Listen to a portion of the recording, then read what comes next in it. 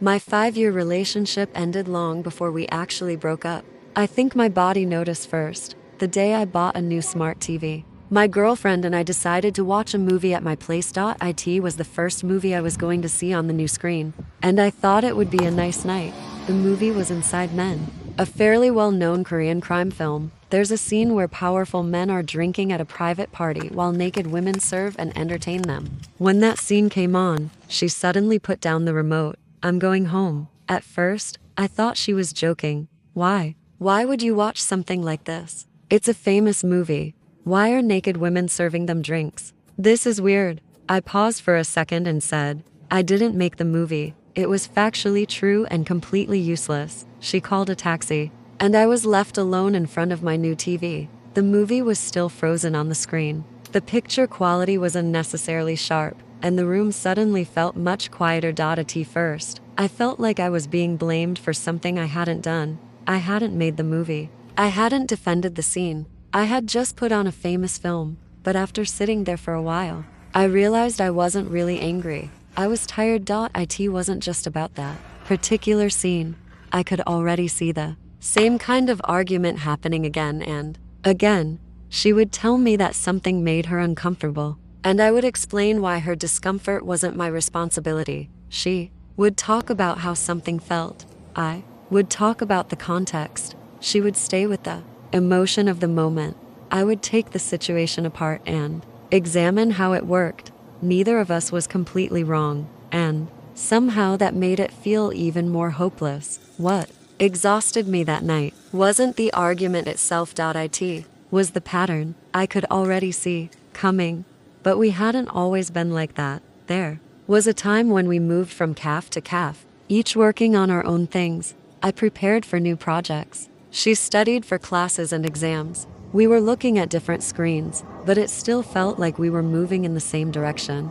She asked me a lot of questions. She asked about things I had studied at university, things I had learned at work, and ideas I probably would have passed over without thinking much about them. I explained what I knew, and she understood quickly. Sometimes her questions made me rethink things I had assumed I already understood.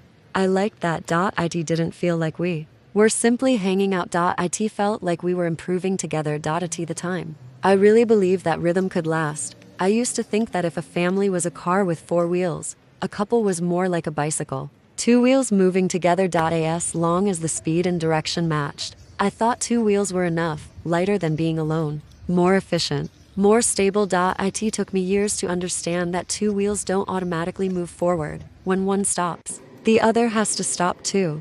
When one suddenly changes direction, the whole thing shakes. Matching speed was harder than I thought. Matching direction was even harder. We had the same kind of problem in other conversations. Whenever she told me about something difficult, I would divide the problem into causes and start looking for solutions. One day, she told me about someone's tone of voice, the atmosphere in the room, and how uncomfortable she had felt. I listened and said, "Then tell them you don't like it. If you don't want to do something, don't do it. If something feels wrong, say it's wrong." She was quiet for a while. Then she put down her phone and looked at me. "I'm not asking you to solve it. I'm asking you to empathize with me." It took me a long time to understand what she meant. To me, solving the problem was empathy. If someone I cared about was struggling, I wanted to help them understand the situation and find a way out. She wanted me to stay with the feeling for a while. I didn't really know how to do that. The harder I tried to think, the more I became the person who was getting it wrong. I understand her now, but understanding something and actually being able to do it are different things. At some point, we stopped going to cafes together. It wasn't because we had nothing left to do. Sitting together just stopped feeling like it was taking us anywhere. Before, we could sit at the same table doing completely different things and still feel like we were heading in the same direction. Later, it felt like we were sitting at the same table while being stuck into different places. Our words cooled down in the same way. "Did you sleep well? Have a good day. Did you eat? Good night. I love you." Things that had once carried real feeling became automatic responses. My fingers remembered the sentences. My heart didn't always arrive with them. Maybe my body understood. Before I did. At some point, I stopped wanting her, or more accurately, I wanted to want her. but my body wouldn't cooperate. In my mind, I was still trying to maintain the relationship. My body had already stopped. Sex was no longer something I looked forward to. It started to feel like something that had to be done, something I was supposed to successfully complete. It felt less like love and more like work required to keep the relationship functioning. That made me feel powerless. I could still say that I loved her. My body no longer followed the words. You can keep a relationship going for a long time through words. You can keep it going through habit and responsibility too.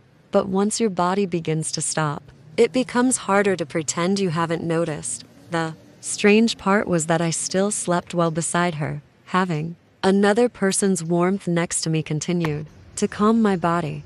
I didn't know whether that was love, habit, or just exhaustion. Sometimes it felt like the relationship had lost everything except its usefulness as a sleep aid. Whenever I thought that, I disliked myself. Being with her exhausted me. Being alone made me restless. But when we lay next to each other, I slept well.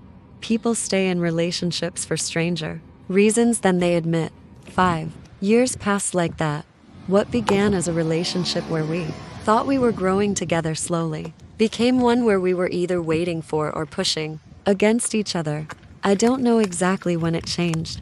I only know that we once moved between cafes, preparing for whatever came next. Later, we repeated the same words just to get through another day. After the relationship ended, I started calculating exhaustion before letting myself like anyone. Could we move in the same direction? Would I always have to push? Would I eventually be dragged along? Maybe that was wisdom I learned from being hurt. Sometimes it felt less like wisdom and more like damage. I still notice good people. Certain words stay with me. Certain expressions come back to me late at night, but those things no longer go directly to my heart. They have to pass through checkpoints first. Will this person exhaust me? Will I feel trapped? Can we move in the same direction? Only after all those questions does the feeling finally arrive. Thump, a long pause, thump, and by the time it arrives, there usually isn't much left for it to do.